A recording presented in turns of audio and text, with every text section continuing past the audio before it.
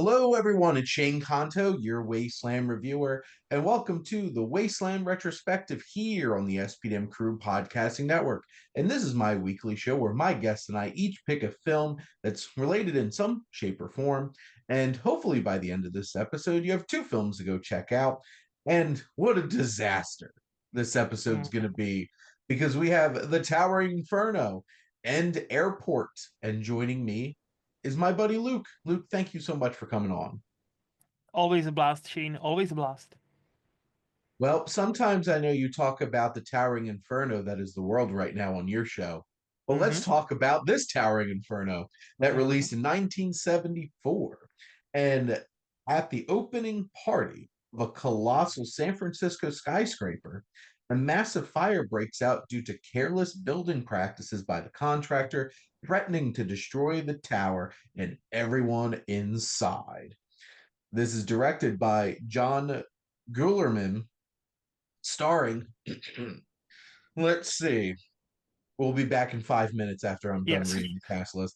We got Paul Newman, Steve McQueen, William Holden, Faye Dunaway, Fred Astaire, Richard Chamberlain, Susan Blakely, O.J. Simpson, Jennifer Jones, Robert Vaughn, Robert Wagner, Susan Flannery, and more coming to you in this giant, fancy ass tower that is on fire because capitalism. But Luke, what are your thoughts on the Towering Inferno? So my general thoughts are, I enjoyed it fine. I think I did enjoy it slightly better than the movie we're going to discuss next. That's for sure, Mm. because of all the Hollywood star power, because of the special effects of I really like the camera. I really like the story. I my main gripe, and I think we're gonna talk about it soon, it's just the length and how certain scenes, instead of being tense, they kind of overstay their welcome a tiny bit, and it's quite a few of them. But I did like overall pretty decent, old-fashioned Hollywood disaster movie. What did you think, Shane? My initial thought is it kind of makes me happy that a film like this, Mm-hmm. very genre film, this is indeed a disaster movie, Oh yeah. got a lot of love from the Academy Awards. Mm-hmm. This was back in the day when, the film The Towering Inferno could get nominated for Best Picture, Yep. where on paper, this is the equivalent to San Andreas, Or starring, skyscraper. or Skyscraper, all starring Dwayne The Rock Johnson. Yes. Um, but this film did win Best Cinematography, Best Mm-hmm. Film Editing. Mm-hmm. I don't know if I agree with that one. Uh, um, Best Song, which was interesting. This was nominated for Best Picture, but Mm-hmm. like this was up against The Godfather Part Two, Chinatown. So like Yeah, that's wild. it Fred is. Astaire was nominated for an Oscar, and for score, which this was John Williams, hmm which is which those are the things like the technical aspects. The production design was great. The like this looked like a really cool like building to start, and then as it was like deteriorating looked really intense and cool looking. Oh yeah. The music builds up good tension, but yes, this is a 2 hour and 45 minute movie, and in the immortal words of Alan Tudyk from Knocked Up, we're hmm not telling you to lose weight, we can't legally do that, we just need you to be tighter. Yes. So like most of these scenes could have been tighter. Yes. And I wish this was a video podcast so at least you could see tighter as I'm making hand gestures. But hmm this film does get long in the tooth after a while. No matter how much you care about the characters, no matter how much the star power is fantastic and the effects, it's just this is long. It feels long. Like second act into the third act, I'm like, okay.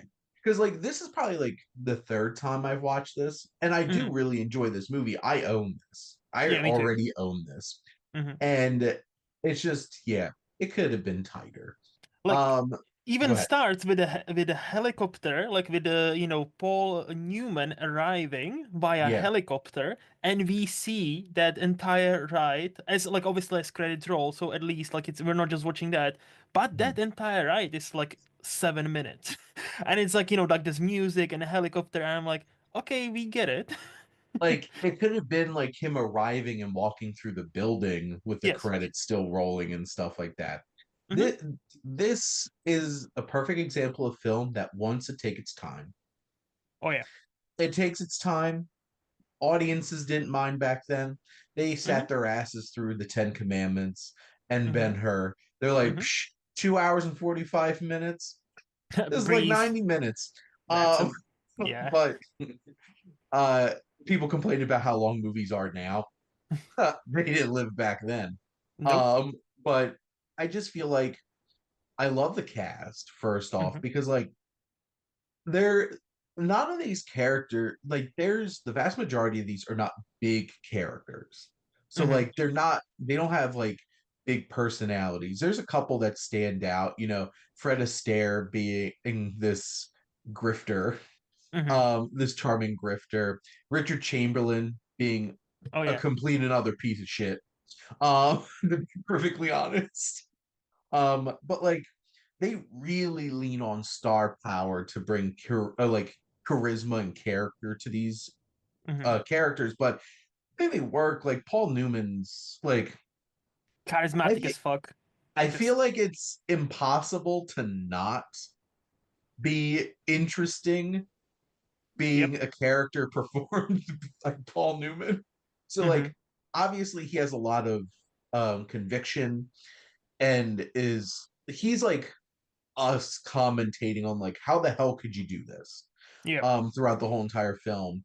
Steve McQueen as like the fire chief.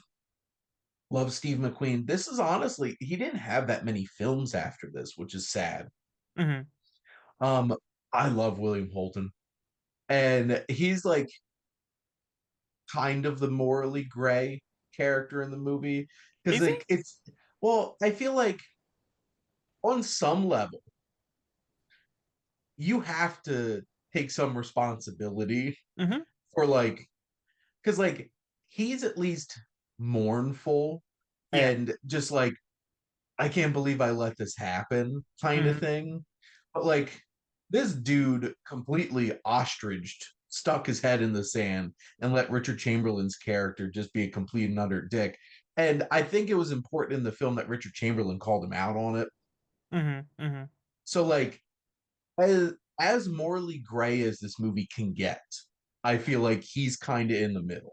I was gonna say yes, opposed to his or like is mirrored by his son-in-law. Yes, he definitely is Yeah, more in the gray area. But like I did like that scene where he is like, "Well, why did you save the money? Because you told me to save $2 million 2 years ago. Well, how did you think that happened?"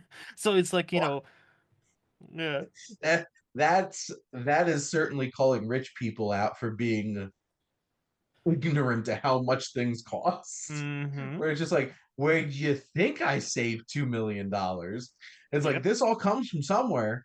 And I think he even says specifically on like electrical like insulation or something like that. So it's like directly like he is Literally responsible. directly Yes.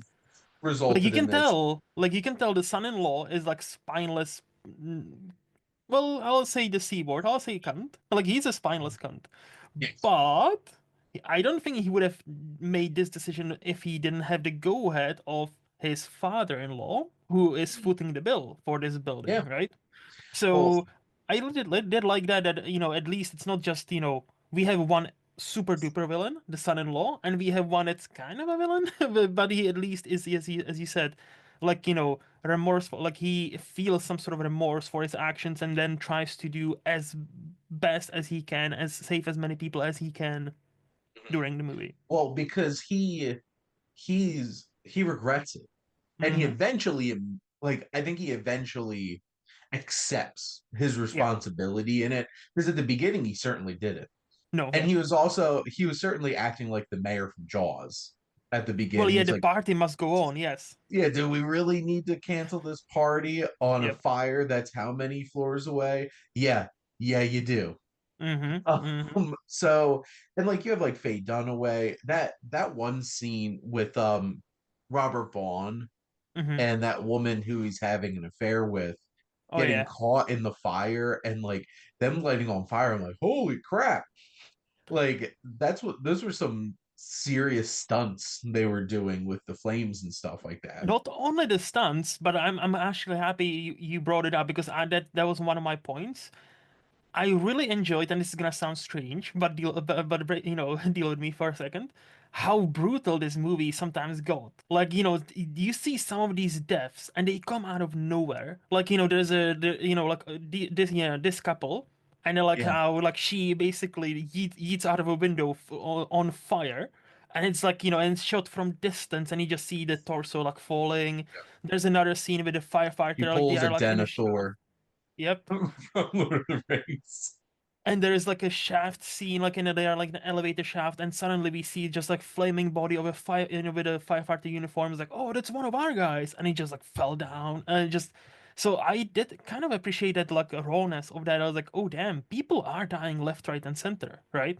Well, and that big visceral finale with all the water flooding in, Yep, yep. that was rough.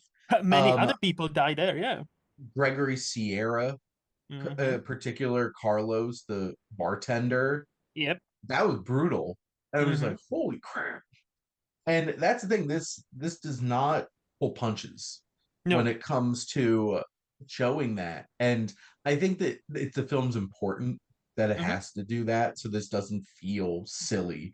Like there's Yes. real weight to this, and they do some daring things with like the elevator or that like cart on the zip Mm-hmm. line, Mm-hmm. and somebody had to ruin it. Which I appreciate that this movie shows humanity acting like humanity, Mm-hmm. being selfish and making bad decisions, because like people would totally do this. And anytime I hear anybody ever complain about people acting too stupid during a crisis, the pandemic happened. I was gonna say, um yeah.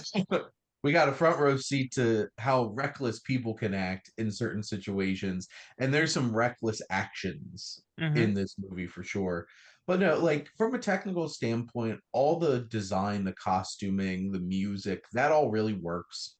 It's Mm-hmm. just this movie, there's probably, and I'm even just being trying to be nice, there's like a 2 hour 20, 2 hour 15-minute cut that you could probably make out of this, because to be fair, there are a lot of characters too that they're trying to Mm-hmm. balance. This is like a Robert Altman movie. Yeah. uh this is Nashville in a skyscraper.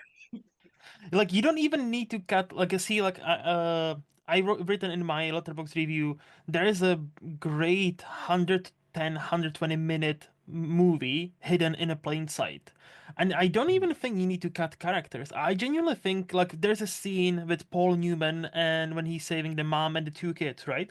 And then the stairway collapses, and then there's like I think like 10 or 15 minutes of them trying to climb that down. And what starts as a like tense moment, they're like, oh, they are still climbing, and it's been how long? And I feel like if you just still like cut like the middle part, like like here and there, like chew the like cut the fat here and there, here and there, here and there, like a tiny bit here, tiny bit there, tiny bit here, tiny bit there, like you can still keep all the characters, and you can still have all your Hollywood prestige, all the Hollywood stars and all that, and have a much better, or not much better, much tighter movie. Like, Mhm. let's not forget, you said all the praises. You said how many Oscars it won. This was the number one grossing movie of 1974. Yeah, That's fucking insane. Imagine people, Skyscraper being that. this went out and made money. Oh yeah. And this, this was the same year as Godfather Part 2. Like The Mm-hmm. Godfather was the highest grossing film like Yep. 2 years before this. Yep. Um, but like this film is a big Mm-hmm. popcorn kind of movie Yes. that's anchored by a lot of really talented actors that bring some weight. This is like if St. Andreas had like George Clooney and Brad Pitt and Yes. all the like literally like well now I have to think about from today's standards because they're not really um neither of them are really like in the forefront of like the biggest actors. Like this is be like we have our new crop of young actors. Like if they get Florence Pugh, Saoirse Ronan, Timothy Chalamet, Austin Zendaya. Butler, Zendaya, all of them to be in a Hmm. disaster movie together. Well, Christopher Nolan's working on it. It's gonna be called Odyssey. So hey, Yeah, like he's getting all the hot young people in one movie. So yet again. and a whole bunch of other people. Oh, So, yes. well, and that's exactly what this is. It's like this is a big star power. Like there's a lot of really famous people in this and really talented actors in that, right? Too, because like I'm a huge Paul Newman and William Hmm. Holden fan. Yeah. So seeing both them in this film, and I feel like him being William Holden probably also helps with the fact that like, oh, maybe we could forgive this guy, Yep. even Yep. though like maybe we shouldn't. Um, I kind of really thing. liked I really liked O.J. Simpson. I really hope this guy never murdered anybody. That'd be such a shame. Like the young It'd O.J. be such Simpson. a shame if this guy turned out to be not a great person, Yes. Like and you all I can see us staring at the camera knowingly, breaking the fourth wall. But well, let's get on to our other disaster movie here, which is Airplane. I mean Airport. Um, because this totally is not Airplane. This is not hmm a parody. This is from 1970. This is 2 hours and 17 minutes, but hmm still felt longer Yeah. than the Towering Inferno. A bomber on board an airplane almost closed by snow, and various personnel problems of the people involved. hmm And come back in 10 minutes when I'm done reading the cast of this movie. Yep. Um, we got Burt Lancaster, Dean Martin, Gene Seberg, who I think this was the first time I ever actually saw her in a movie. Jacqueline Bisset, George Kennedy, Helen Hayes, Van Heflin, Maureen Stapleton, Barry Nelson, and a lot of other character actors and familiar faces that you'll see pop up throughout this film.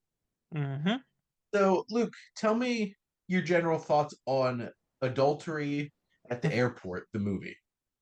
And the snow. Don't forget the snow. The snow. I thought this was fine. Like I struggled with this movie quite a bit because it's even though it's shorter than Towering Inferno, it feels longer. It feels much longer. And this is the prime example of like there is a way how to put people, like real life people dealing with real life issues in the middle of a catastrophe. And this was the way in 1970, and I get it. But it just like it like again technically a really good movie. Like I really like the editing and the cutting of like phone conversations. We had like the split screens or Yeah. sometimes even like a circles on a. And I thought that was inventive. That was very cool, especially for 1970. Mhm. But where the movie kind of falls apart is like there is a do we abort or do we not abort this baby, and like subplot, and I'm like, and that kind of gotten like resolved as a, oh yeah, given we all survived, it was meant to be, so like I made my decision, and I'm like, okay, we definitely needed that, yeah, 100%. We get the like the old lady that was like traveling very cheaply Yeah. and won an Oscar for it, by the way. That's an Oscar winner. Yep. And I'm like, I get like it's kind of sweet. Did we need it? Probably not. It's kind of Th- sweet. This is labeled as a dark comedy. It was like it has many Yeah. comedic moments. That's true.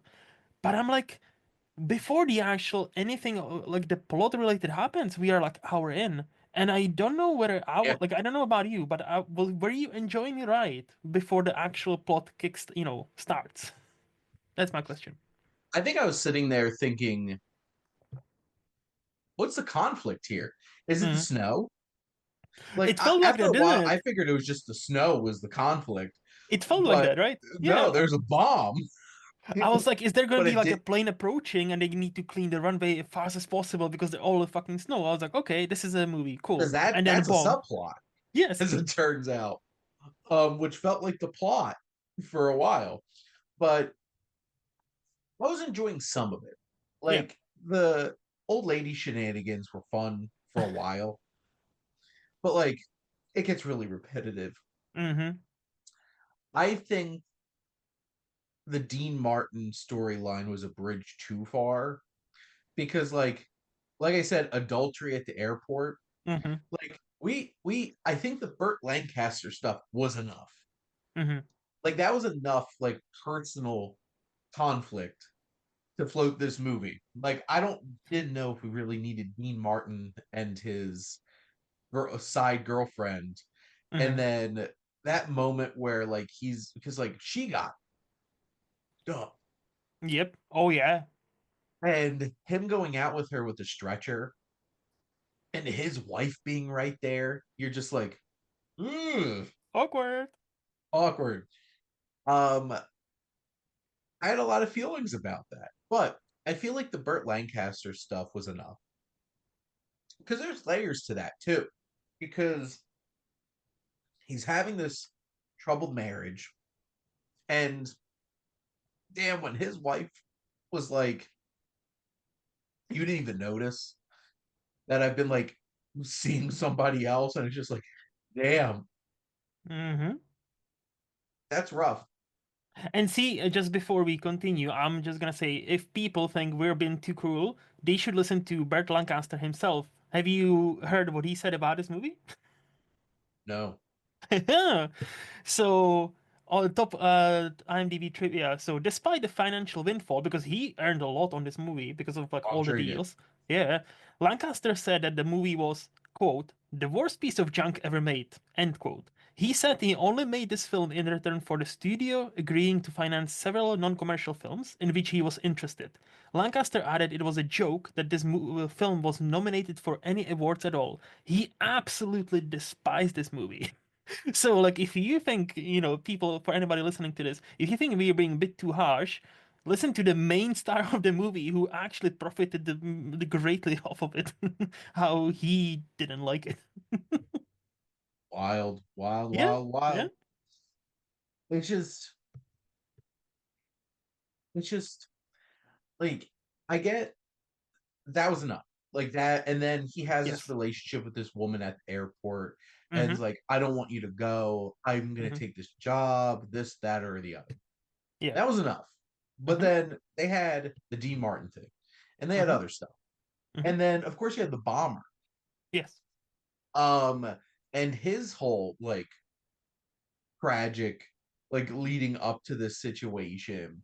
And like it gets tense at times, and you're mm-hmm, just like, oh no, like the world has failed this man, and this man's gonna take it out on the world, yep, and things are not gonna go well.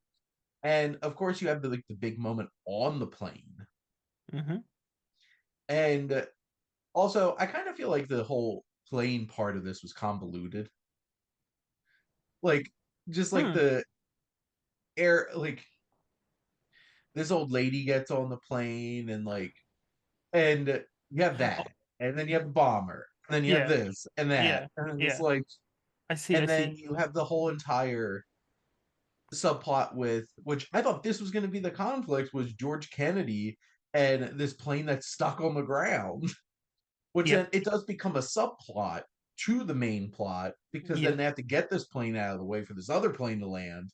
And I'm just like, is it weird to say like this could have been like 100 minutes? It's not Like, weird at all. It's not no, weird.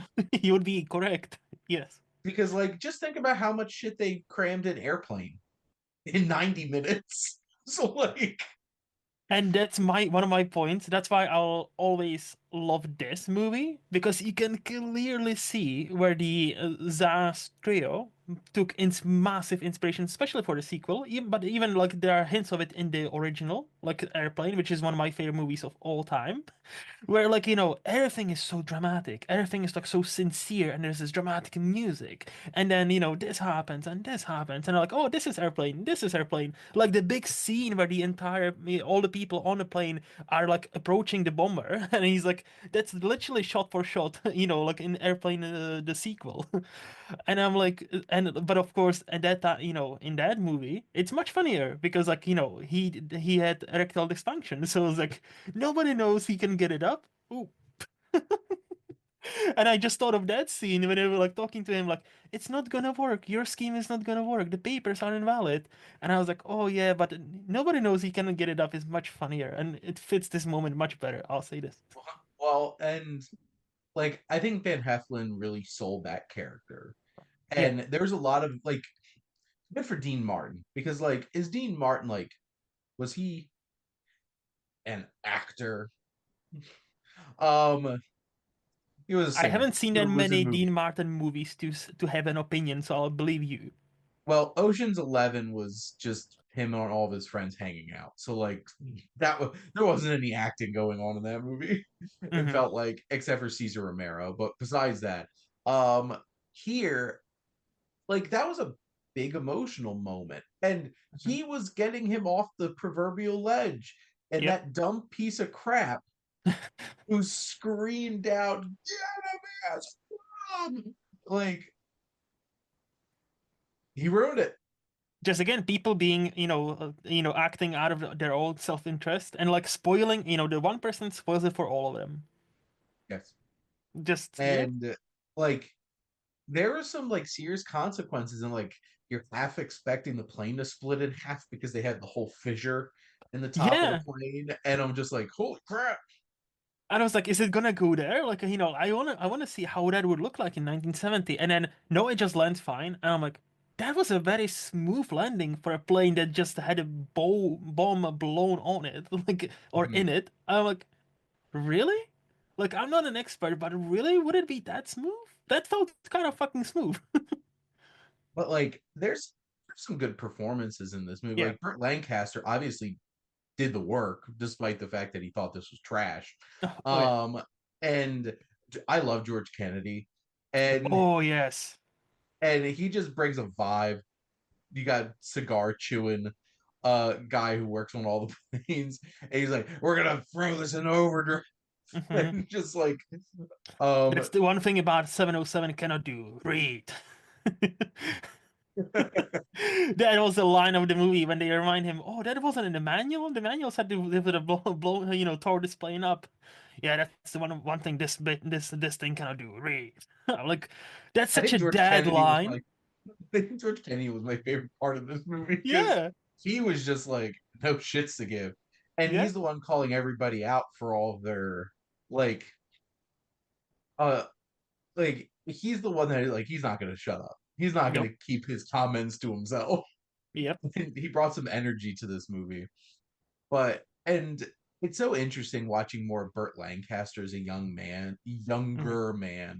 because growing up, all I knew him was from Field of Dreams, where he's like Moonlight Graham, Hmm. and like he's legit old man, Yeah. and like here, like he has that soft spokenness Hmm. about him, and he just brings some emotion to it, and I had fun with this. Is this like I think the at the end of the day, many of these disaster movies of the 70s just needed to be a little tighter, Tighter. Yes. tighter. Like, yeah, I was yeah, like they were not like neither of these movies are bad, by any standard, right? Especially on a technical level, especially on the like acting level. Obviously, people knew what they were doing back then. It's the 70s. It's just the form, it's just the storytelling has changed so much where nowadays like you wouldn't make a movie like that for a reason.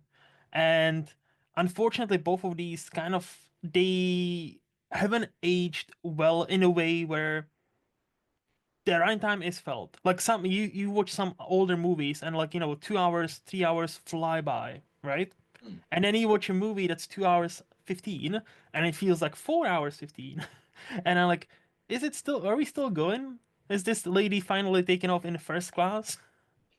Like as the old lady was like, oh, I had a it was much more fun than my way, traveling.